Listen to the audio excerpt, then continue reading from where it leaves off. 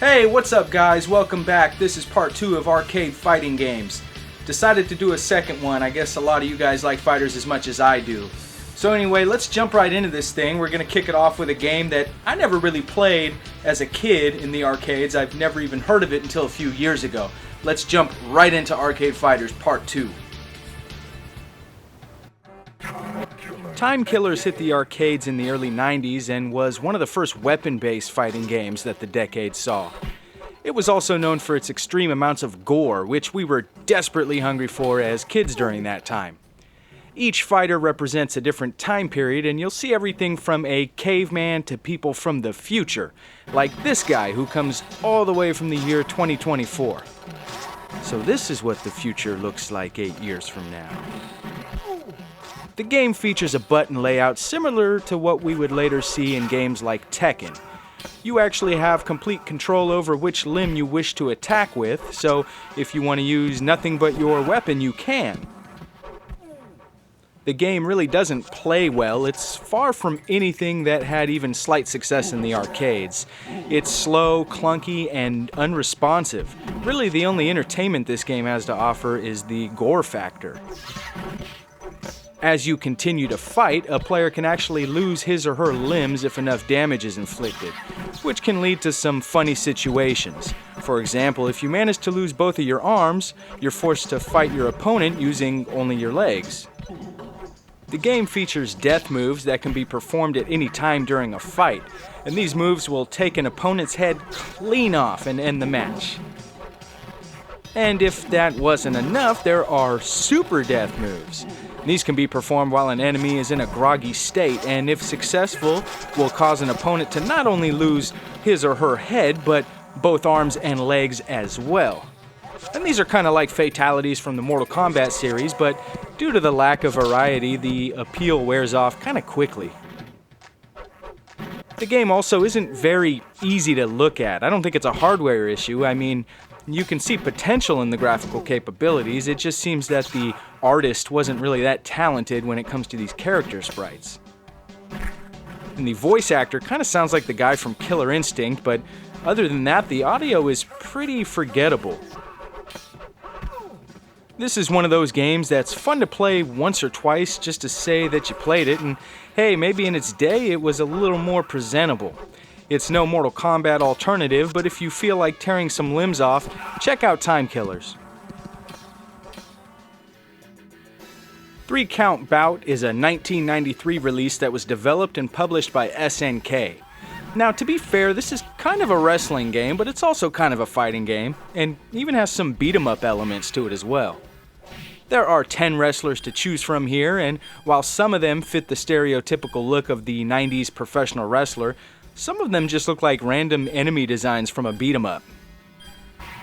The first thing I want to say about 3 Count Bout is this game is hard. I've played this game many times throughout the last 15 years and it just never gets easier for me. I keep coming back though, so there's definitely some entertainment to be had even if I do just constantly get my ass kicked. A is your punch button, B kicks, and C jumps. Some of the advanced moves consist of dashing and evading attacks as well. Along with a wrestling ring, you'll find yourself in street fights as well. While the wrestling matches can be won with a 3-count fall, the street matches are won last man standing style, meaning the first wrestler to hit the ground for a 10-count loses. I'm still surprised though that little additions like rope breaks made it into the game, even if they do go unnoticed at times. You can tell they actually knew something about wrestling. The visual presentation here is really nice. I've always liked the larger character sprites, and I've always been a big fan of that SNK art style where no detail is spared. I like the cameramen walking around ringside, and just look at the detail on these vehicles. I mean, I can clearly tell that's a Cadillac and that's a Dodge van parked there. And to top it off, they're destructible as well, which is awesome. My only minor complaint would be that there's no referee. Now, it's a small thing, but I would have liked to see it. I only wish I didn't suck so much at this game, as I've never had the chance to play it all the way through to the end. If you're a wrestling fan or a fighting game fan or even both, I can almost guarantee you'll get some enjoyment out of this one.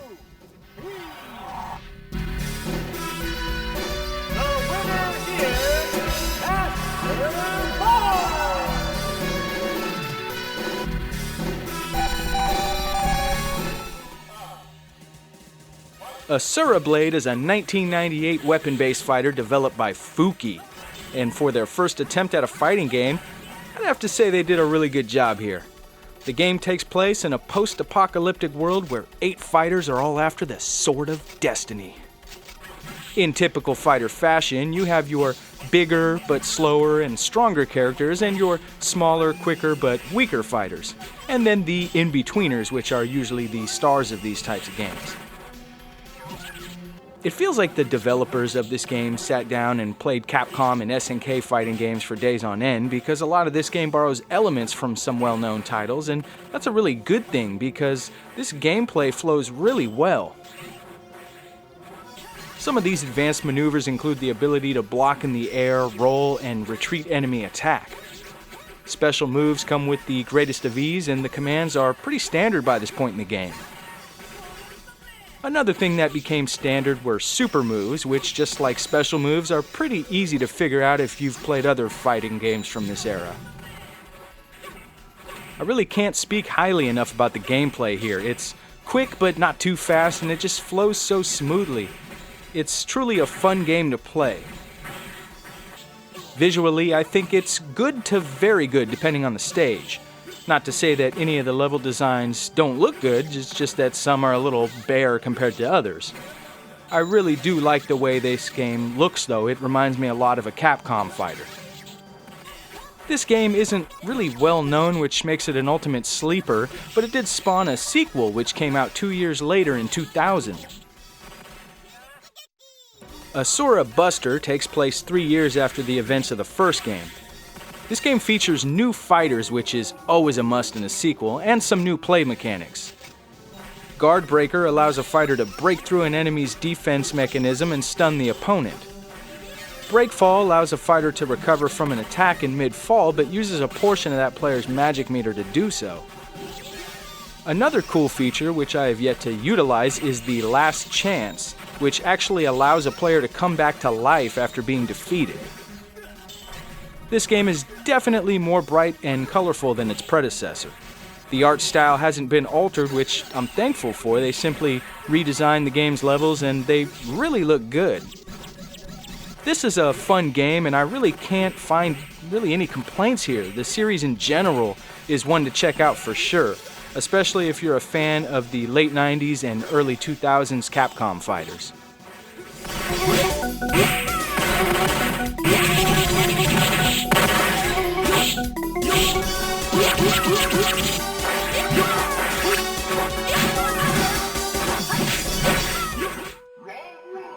So many Street Fighter II clones hit the arcades in the early 90s. Some were good and some not so much. Released in 1994 by a Korean-based developer called Unico, Dragon Masters leans a little bit towards that not so much category. The cast of characters here are just not really my cup of tea. I don't know if it's the art style or the actual fighters themselves I don't like, but in total I think there were maybe 2 fighters I actually enjoyed using. Initially, you'll notice the graphics are dated even for 1994 standards. There were so many fighters out at this point that were worlds ahead of this game visually. The gameplay isn't horrible here, it's just not very polished. It's still better than games like Time Killers in my opinion, but there's definitely a learning curve here. It almost plays like the very first Street Fighter, but a little more slightly advanced. It's kind of like Street Fighter 1.5. And you could tell this game really wanted to be Street Fighter 2 in a bad way. They even ripped off some of the animations, like almost every throw in the game is stolen straight from Street Fighter 2. And look at this. I mean, seriously, does this look familiar at all? Hadouken! Hadouken! Hadouken! Hadouken! The special moves are often hard to pull off thanks to the clunky controls, and I find myself sometimes performing moves accidentally without even knowing what I pressed. While almost every player in the game has a fireball, the animations for these fireballs are very delayed and slow, which often makes me wonder if they're worth pulling off. I mean, I often just feel vulnerable. This game is for die-hard fighting game fans only, or maybe somebody looking for a laugh. You probably won't get a whole lot of enjoyment out of Dragon Masters.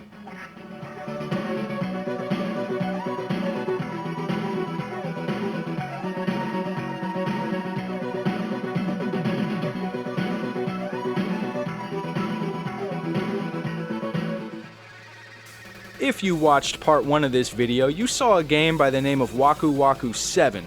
Well, before that little gem, Sunsoft created Galaxy Fight, and it hit arcades in early 1995. There are 8 fighters to choose from, all representing different planets, hence the name Galaxy Fight. Though it plays on an early version of the Waku Waku 7 game engine, the play mechanics are a little different. The control layout features a 3-button attack layout and 1 button to taunt your opponent. The attack buttons are not specific to certain attacks in general, but are more tailored to each fighter and can range from punches to headbutts. The game plays quite well. It's definitely one of those fighters that's relatively easy to pick up and play. Special moves are easily pulled off, and overall everything is very responsive. This game looks really good, but I'm not a huge fan of the whole space sci-fi theme going on here. It's just not really my style, but I can definitely see past it and recognize some pretty impressive looking art. You can actually walk endlessly in either direction without being stopped by an invisible barrier. This is really cool, and I'm surprised we didn't see this in more fighters at the time. Just like Waku Waku 7, this game featured a soundtrack that was actually released in stores, but only in Japan. They're really serious about their fighting games in Japan, aren't they? Despite not being my favorite theme of a fighter, this is a really good game, and I still love diving into this one every so often. And this was released on many home platforms, as well as a PlayStation Network release in 2010, so if you're looking to check it out, it shouldn't be too hard to find.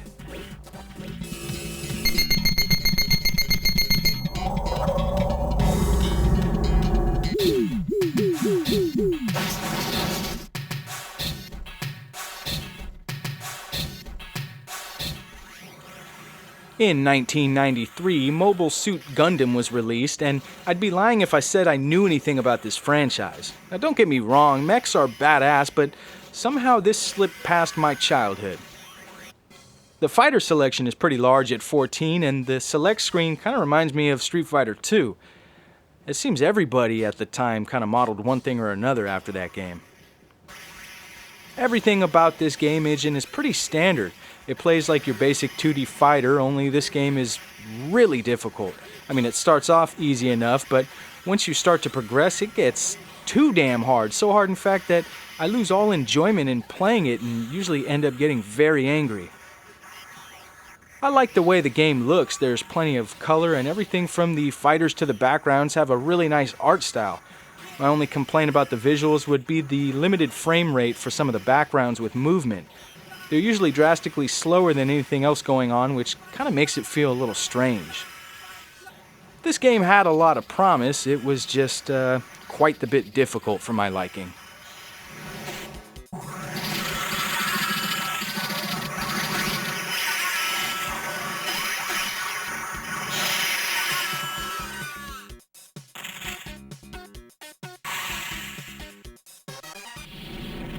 Ragnagard is one of those games that tried really hard to be innovative. At a time where games were making a transition from 2D to 3D, there was an art style that was kind of stuck somewhere in the middle. Pre-rendered graphics became very popular due to games like Killer Instinct and Donkey Kong Country. Sometimes it looks good, sometimes it looks bad, and in my opinion, this is one of the ones that looks kind of bad. I'm not sure what makes this game appear so ugly to me, but I'm just really not a fan. And it's a shame because the gameplay really isn't too bad. It flows like a Neo Geo fighting game should. And I like that it's a weapon-based fighter. I do wish there were more special moves per fighter though. There is a super meter, but to charge it you have to stop what you're doing and hold the first 3 buttons down. This has to be done strategically or you'll just leave yourself open to attack. The cast of characters are definitely out there, and again, due to the graphics, they just don't look very good to me. The sound is very high quality here. There are more than a few songs that really catch my attention every time I hear them. I really would have liked to see what this game could have looked like with a different art style, but regardless, it's still a good game and it's definitely worth checking out.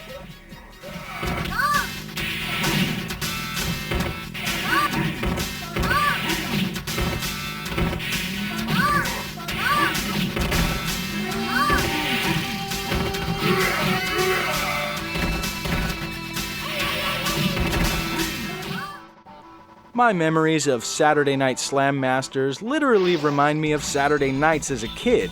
I used to rent this game frequently for Super Nintendo, and I just remember thinking it was one of the coolest games out at the time.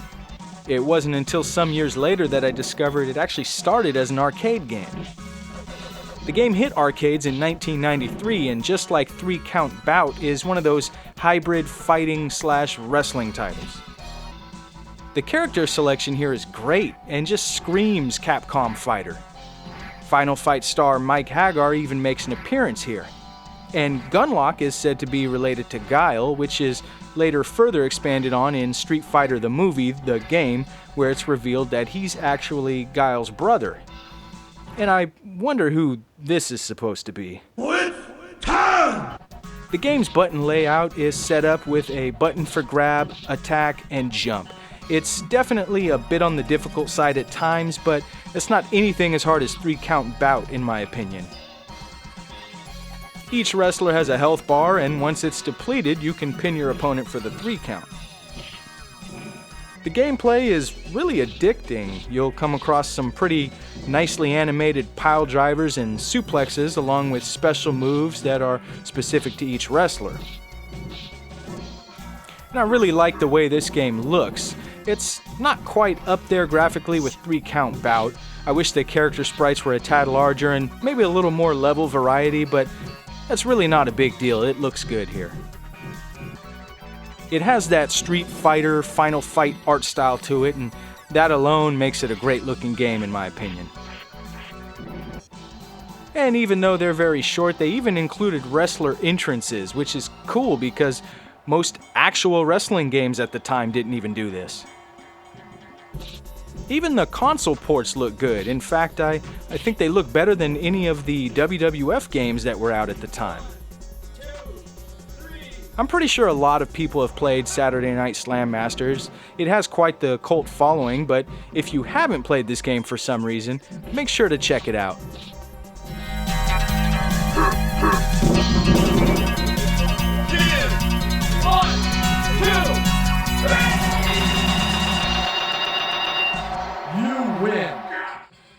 Shogun Warriors.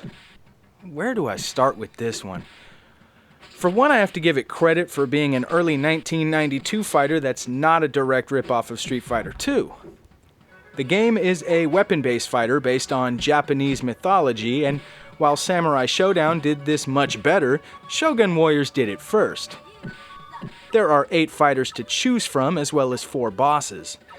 The characters are about as generic as their names. I mean, we have samurai, ninja, sumo. Seriously?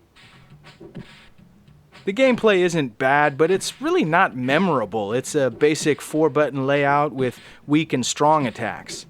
The main difference is the emphasis on the ability to grab an enemy. This is more of an annoyance than anything in my opinion, as I usually end up in a hold that takes way too long to get out of. One cool thing is the presence of blood here. I mean, it's no Mortal Kombat with the gore, but at the same time it came out first, and at that time, blood in games was very edgy. Somehow this game manages to look both good and bad at the same time. I like the color and the larger sprites as well as a lot of the backgrounds, but the art style's a little bit on the sloppy side. There's a few reasons that You've probably never heard of this one, but there's also a few reasons that you should give it a chance.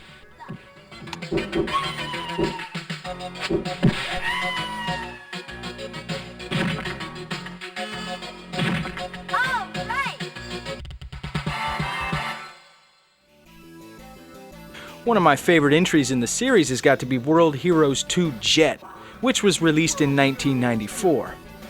There are definitely no shortage of fighters to choose from here, and I've always been a big fan of the characters from this series. This is definitely the perfect alternative to games like Street Fighter II and Fatal Fury. In previous titles, there were two game modes called Normal Game and Deathmatch, and these have been replaced with Entry to the Tournament and the Forging of Warriors. The Forging of Warriors mode is like your standard fighting game where you select a fighter and take on enemies in a best 2 out of 3 rounds match. The Entry to the Tournament mode places you first against 3 fighters per match, but still uses the best 2 out of 3 format. Later in the mode, you'll face players one-on-one. The gameplay is really polished here. They really did a good job of improving gameplay more and more for every release in the series. There are a few additions like the ability to dash forward and backward, which was starting to be featured in more fighters at the time. Special moves are really easy to pull off, and even with only one punch and one kick attack, the fighting feels very satisfying here. I really enjoy everything about the way this game looks, from the character sprites to the backgrounds. A lot of it could be nostalgia, as I played this game a lot as a kid, but I just can't say enough good things about the visuals here. This game was featured on World Heroes Anthology, which was released for the PS2 in 2008. If you don't own that, do yourself a favor and grab it.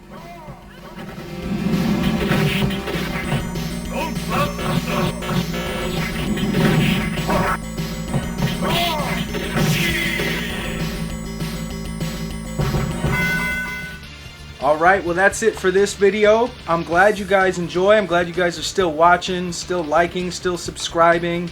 And if you haven't done so already, do some more of all those things. Thanks for watching. We'll be back next time with another video.